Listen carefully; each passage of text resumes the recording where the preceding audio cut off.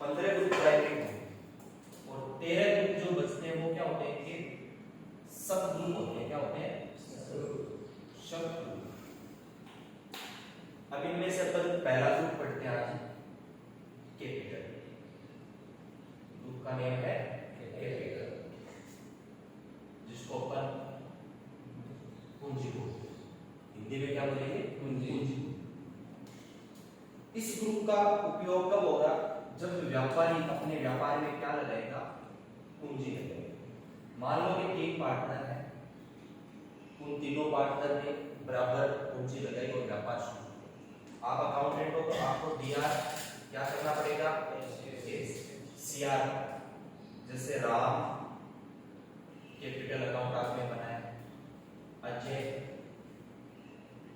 Capital account आपने बनाया, विजय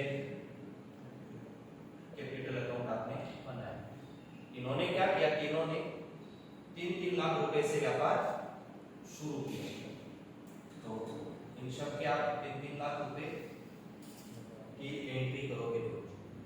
लेकिन ये जो खाते बनेंगे, यानी जब आप लेजर बनाओगे, जैसे आप यहाँ बनाओगे राम अकाउंट, तो यहाँ इन 28 ग्रुप में से आपको एक लिस्ट रखनी पड़ेगी एक ग्रुप की। तो इन 28 ग्रुप में से यहाँ कौन सा ग्रुप होगा? कैपिटल होगा, अगर व्यापारी पूंजी लगा रहा है। यानी मोस्ट ऑफ पहली जो एंट्री रहेगी उसमें क्या रहेगा? ग्रुप कौन सा रहेगा? कैपिटल रहेगा। ठीक है। इसके अलावा एक और होता है कि अभी तीनों ने पूंजी तो लगा दी, लेकिन इनमें से पैसे भी तो निकालेंगे व्यापार से। किसी को 10,000 इमरजेंसी जरूरत पड़ेगी तो व्यापार से निकालेगा। तो उसकी जब आप एंट्री करोगे तो वो एंट्री इस प्रकार से होगी। आपको विड्रॉ अकाउंट बनाना पड़ेगा। क्या बनाना पड़ेगा? Withdraw account. जैसे आपने बनाया विड्रॉ राम अकाउंट और सीआर क्या किया? केस। राम 10,000 रुपए निकाले राम, तो विड्रॉ अकाउंट होगा 10,000 से और सीआर केस होगा 10,000। अब ये जो विड्रॉ अकाउंट है ना, ये भी किसके अंदर जाएगा? कैपिटल के अंदर। क्योंकि जब राम ने पूंजी लगाई है तब भी कैपिटल कितनी पूंजी लगाई? 3 लाख। अब इसने कितने निकाली? जब पैसे लगाए तो राम क्या हुआ? और जब पैसे निकाले तो राम का कैपिटल अकाउंट क्या हुआ? यानी अब इसकी पूंजी 2,90,000 ही बचे। इसलिए विड्रॉ अकाउंट किसके अंदर जाएगा? कैपिटल के अंदर। ये तो आपका हो गया पूंजी। अब देखो 4 ग्रुप में एक साथ ही पढ़ा रहा हूं, थोड़ा सा ध्यान देना, ये मोस्ट है। एक तो अपने पास होगा डायरेक्ट एक्सपेंस और एक होगा इनडायरेक्ट एक्सपेंस। इनकम होगी वो भी 2 प्रकार की होगी, डायरेक्ट इनकम और इनडायरेक्ट। खर्चे 2 प्रकार के हैं, डायरेक्ट एक्सपेंस और हिंदी में इनको क्या बोलेंगे? प्रत्यक्ष खर्चे, और ये हो गए अप्रत्यक्ष खर्चे। इसी प्रकार प्रत्यक्ष आय और अप्रत्यक्ष खर्चे होंगे व्यापार में। आपने दुकान ओपन कर रखी है कपड़े की, तो खर्चा तो होगा, चाय खर्चा, पानी खर्चा, बिजली खर्चा। लेकिन अंतर कैसे पता करेंगे कि डायरेक्ट कौन से और इनडायरेक्ट? तो मैं इसके लिए सबसे अच्छा उदाहरण है जो आपके सामने प्रस्तुत कर रहा हूं, ईंट का भट्टा। सबसे बढ़िया उदाहरण इसका ईंट का भट्टा। ईंट बनाना सब जानते हैं। ईंट बनाने में क्या क्या मटेरियल लगेगा? मिट्टी लगेगी, पानी भी लगेगा, मजदूरी लगेगी नहीं लगेगी? अच्छा, और क्या लगेगा? पकाने के लिए ईंधन, लकड़ी, गदा, है ना? तो इन खर्चों से अपन ने क्या बनाया? ईंट बनाया। लेकिन उसी ईंट के भट्टे पर एक अकाउंटेंट रख रखा है जिसको अपने को क्या पे करना पड़ेगा? सैलरी। अच्छा मेहमान आ गए या कोई कस्टमर आ गया, उसको चाय पिलाई, चाय खर्च आ गया। अच्छा इसके अलावा जैसे आपने किसी पार्टी को डिस्काउंट दे दिया, किसी को कमीशन दिया, कमीशन अलग। और कौन कौन से खर्चे हो सकते हैं?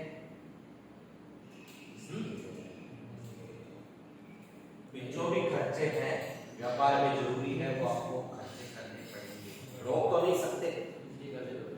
बिजली का बिल हो गया है ना, तो आज इतना ध्यान रखना, वह खर्चे जो माल निर्माण में लगते हैं, किसमें लगते हैं? माल निर्माण में कौन से खर्चे होंगे? डायरेक्ट एक्सपेंस, या फिर जब तक माल अपने बेचने लायक नहीं हो जाए उस पर कोई खर्चा होगा। आप लोगों की दुकान आपने जब कुछ कूलर मंगवाए तो उन कूलर का आपने ट्रक वाले को किराया दिया 10,000, उसको कैरेज बिल वार्ड बोला, क्या बोलते हैं? वो खर्चा भी किसमें आएगा? Direct expense. और वह खर्चे जो व्यापार को सुचारू रूप से चलाने के लिए अति आवश्यक है, कौन से खर्चे होंगे? Indirect expense. डायरेक्ट इनकम प्रत्यक्ष आय, सीधी सी आय। आपने मान लो 1 लाख ईंट बनाई, कितनी बनाई? और जब आपने ये खर्चे जोड़े तो आपको पता चला कि ये टोटल खर्चे हैं वो कितने हैं? 4 लाख। तो एक ईंट कितने रुपए की बनी? लागत कितनी आई? 4 रुपए। अब इस ईंट को अपन कितने में बेचेंगे? अपन ने सोच लिया 5 में तय कर लिया। एक ईंट बेची, कितना रुपया कमाया? 10 बेची तो 20 बेची तो लाख बेची तो सीधी से आए ना, किससे? बिक्री से, सेल से। तो ऑलरेडी अपना जो सेल्स अकाउंट है वो एज ए डायरेक्ट इनकम ही होता है। लेकिन अगर आप सर्विस ऑर्गेनाइजेशन में आओगे, जैसे किसी हॉस्पिटल, स्कूल, कॉलेज, तो उनमें क्या है, जैसे अपने पास बच्चे आए, अपन कंप्यूटर सेंटर की एंट्रियां कर रहे हैं, टेली की फीस थी 8,000, तो टेली फीस का जो लेजर बनेगा वो किसके अंदर जाएगा? Direct income.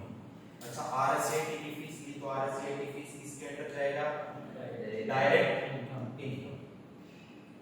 अब बचा इनडायरेक्ट इनकम, अप्रत्यक्ष आय कौन सी होगी? इसके लिए देखो, एक व्यक्ति है राजीव नाम, इस नाम का राजीव नाम का, इसको अपन ने उधार माल बेचा 50,000, कितने हजार का? 50,000 की ईंट बेची, और ये बोला भाई साहब आपको 1 महीने बाद पैसे दे दूंगा। तो हमने सीआर क्या किया? सेल्स अकाउंट, माल बेचा भी 50,000 का, हमने बोला देख भाई 1 महीने बाद पैसे दे रहा तो ठीक है, अगर 1 महीने से लेट करेगा तो 2 रुपया सैकड़ा, कितना? 2 रुपया सैकड़ा ब्याज देंगे, सीधी सी बात है। ये बोला ठीक है। अब ये भाई साहब आया 6 महीने बाद, कितने महीने बाद? 6 महीने बाद, कितना ब्याज बन गया? 6,000 बन गया। 50,000 का महीने का 2 रुपये सैकड़े से कितना? 1,000 रुपये ब्याज होता है। अब ये पैसे देगा तो अपन एंट्री करेंगे डीआर केस, कितने पैसे आएंगे? 56,000 आएगा। 50,000 तो अपने माल के थे और 6,000 ब्याज का। डीआर केस आया 56,000, सीआर राजीव, यहां सीआर क्या करेंगे? कितने से? 50,000, कितने से? क्योंकि राजीव को डीआर 50,000 से किया था तो सीआर भी 50,000 से करेंगे। बाकी जो 6,000 आए वो किसके आए? इंटरेस्ट रिसीव्ड, ब्याज के आए, कितने? ये जो अपना ब्याज है इसका ग्रुप कौन सा होगा? इनडायरेक्ट इनकम होगी, क्योंकि ये 6,000 रुपए ईंट बेचकर नहीं कमाए। अगर आप इसको राजीव पे सीधा कर दोगे तो फिर ईंट का स्टॉक नहीं मिलेगा, ईंट तो आपने बेची नहीं, तो 50,000 की बेची थी, तो मामला गड़बड़ हो जाएगा। इसलिए जो पैसे जिस चीज के हैं, तो देखो किसी चीज से ब्याज प्राप्त किया, किसी से डिस्काउंट प्राप्त किया, किसी से कमीशन प्राप्त किया, प्राप्त करने पर तो हो जाएगी इनडायरेक्ट इनकम। और अगर किसी को देंगे ब्याज, डिस्काउंट, कमीशन, तो हो जाएंगे अपने लिए इनडायरेक्ट एक्सपेंस।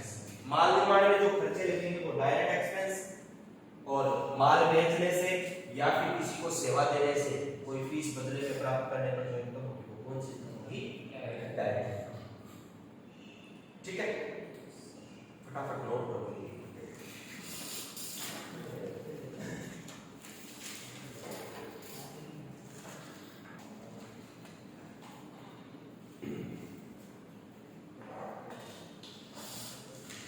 कितने ग्रुप हो गए? 5। ठीक है, इसके बाद देखो अपने पास एक होता है फिक्स असेट। क्या होता है? Fix asset. एक होता है डिपॉजिट असेट और एक होता है करंट असेट। फिक्स असेट यानी स्थायी संपत्ति, डिपॉजिट असेट जमा संपत्ति और करंट असेट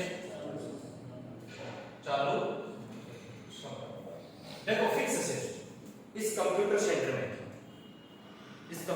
में जितना भी furniture, computer, keyboard, mouse, fan, AC जो भी है, ये सभी कौन सी संपत्तियां हैं? स्थायी संपत्ति। वो 2 साल, 4 साल, 5 साल लंबे समय के लिए काम होगी। अब आपने ईंट के भट्टे की बात की, या मान लो कपड़े की दुकान है, उस कपड़े की दुकान में आपने फर्नीचर खरीदा, एक एसी खरीदी, क्या वो बेचने के लिए खरीदा है? कपड़े की दुकान में तो बेचने के लिए आप जींस, टी शर्ट, कपड़ा जो भी आपके पास है वही खरीदो, लेकिन फर्नीचर खरीदा किस उद्देश्य से? कि अपना सामान पड़ा रहे 5 साल 10 साल, एसी लगाई 5 साल 10 साल, अपन उसको लंबे पीरियड के लिए जो भी संपत्ति खरीदी जाएगी उसको कौन सी संपत्ति बोलेंगे? Fix asset. तो आप जिस व्यापार का काम को उसमें देख लेना कि ये वस्तु खरीदी है, क्या ये स्थायी रूप से लगी रहेगी 2 साल 4 साल, तो वो कौन सी संपत्ति होगी? Fix asset. Deposit asset. Deposit asset में देखो मोस्ट ऑफ एक ही चीज आती है, सिक्योरिटी। क्या आती है? Security, deposit. सुरक्षा के रूप में अपन कोई राशि किसी को चुकाते हैं। मान लो आप एक व्यापारी के एक मकान मालिक के पास गए और बोले भाई साहब ये दुकान अपने को किराए पे चाहिए। वो बोला दुकान तो आपको मिल जाएगी लेकिन 50,000 सिक्योरिटी देनी पड़ेगी। आप बोले सिक्योरिटी किसकी? भाई मुझे सिक्योरिटी चाहिए। किस चीज की? क्या बोलते हैं? मुझे सिक्योरिटी चाहिए क्योंकि मेरे शिष्य के जो डूअर लगे हुए हैं, आप तो 5 दिन रहो या 1 महीने रहो, तोड़ के चले जाओ, किराया आप 5,000 दोगे और मेरा नुकसान हो जाएगा 30,000 का। जिस दिन आप मेरी दुकान खाली करोगे उस दिन आपके 50,000 रुपए आपको वापस मिल जाएंगे। इस रूप से अगर आपने सिक्योरिटी चुकाई है तो लेजर बनेगा सिक्योरिटी डिपॉजिट, जो अंडर किसके जाएगा? Deposit asset. पीछे से तो फेल हो जाएगा।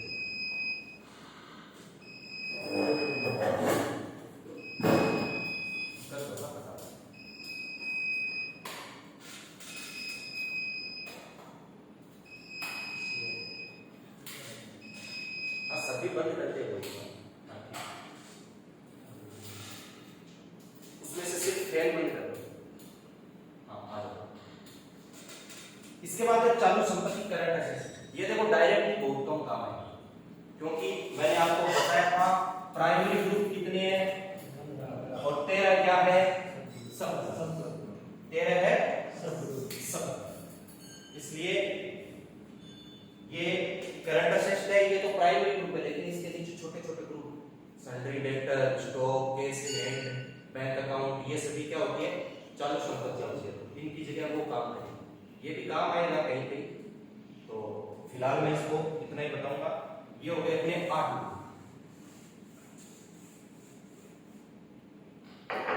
9 नंबर ग्रुप में देखो एक तो होता है सन्ड्री डेब्टर्स और एक होता है सन्ड्री क्रेडिटर और एक मैं साथ में लिख देता हूं 11 नंबर सेल्स और 12 नंबर परचेज। देखो सन्ड्री डेब्टर्स इनको हिंदी में बोलते हैं देनदार। क्या बोलते हैं? देनदार। और क्रेडिटर होते हैं इनको बोलते हैं लेनदार। और मारवाड़ी में आपको बोला मांगुरा। जो अपने से पैसे मांगेगा, है ना, वो अपना लेनदार है, यानी आने वाले समय में पैसे लेगा। देनदार आने वाले समय में पैसे देगा। अपने जो कस्टमर्स होते हैं वो अपने क्या होते हैं, लेनदार होते हैं। और जिन पार्टी से अपन माल उधार में खरीदते हैं वो अपने क्या होते हैं, लेनदार होते हैं। अच्छा, एक अंकित नाम का व्यक्ति है जिसको अपन ने जींस बेच दी 1600 रुपए की, और वो बोला भाई पैसे तो 20 दिन बाद दूंगा, अभी मेरे नाम लिख दो। ये तो बोलते हैं आम भाषा में, भाई मेरे नाम लिख दे, पैसे तो 20 दिन बाद दूंगा। तो टीआर क्या किया, अंकित, और सीआर क्या किया, माल बेचा है, सेल्स। देखो सेल्स का तो ग्रुप हो गया सेल्स। अब अंकित का ग्रुप क्या होगा, अंकित कैपिटल है क्या अपने व्यापार में, तो क्या डायरेक्ट एक्सपेंस है अपने लिए, इनडायरेक्ट एक्सपेंस है, सिक्योरिटी है, करंट असेट है, क्या है, ये अपना ग्राहक है, देनदार है, आने वाले समय में पैसे देगा, इसलिए इसका ग्रुप रखेंगे सन्ड्री डेटर।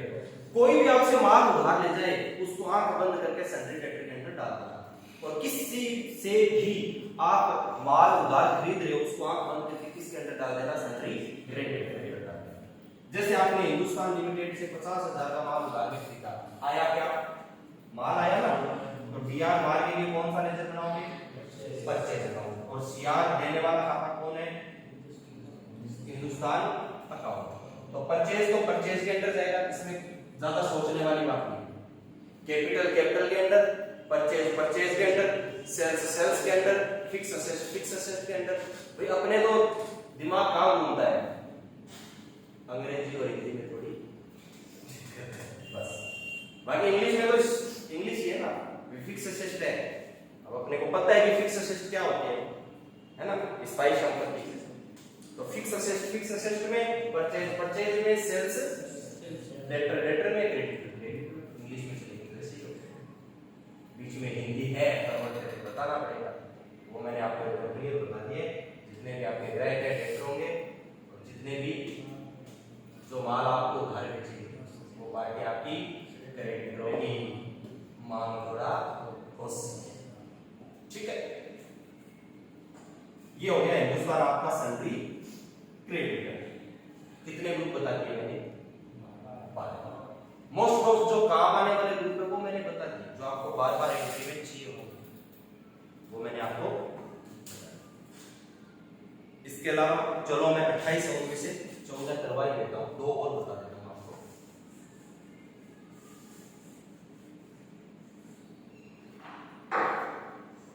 एक होगा बैंक अकाउंट, ये भी काम आएगा, बैंक अकाउंट। अब आपने एचडीएफसी बैंक में खाता खोला और पैसे जमा करवाए, तो डीआर और सीआर, एचडीएफसी बैंक ग्रुप कौन सा होगा, बस वही बात है, बैंक के किसी भी बैंक का खाता बनाओ, ग्रुप आंख बंद करके बैंक अकाउंट है, ठीक है। एक आएगा duties and tax, duties and tax, जितने भी टैक्स है, जीएसटी, टीडीएस, टीसीएस, इनको आगे पढ़ेंगे विवरण से। ये जो जितने भी टैक्स है ये किसके अंदर जाएंगे, ड्यूटीज एंड टैक्स के अंदर। फिलहाल आज के लिए हम आपको